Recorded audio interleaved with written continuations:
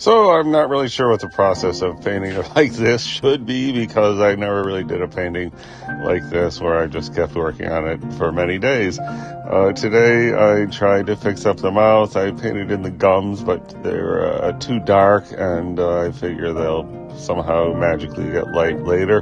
And I tried to do the cheeks, and then ended up putting random colors in, which is more of my old style, where I put a lot of bright colors and then maybe put glazes on top. And now I was trying to do the eyes. I did some research how to get the good hazel color, and I got a really very pretty fail here. I mean, it looks pretty nice, but it does not really look like those beaming hazel eyes that the granddaughter has. Anyway, just having them look like eyes seemed like good enough for now.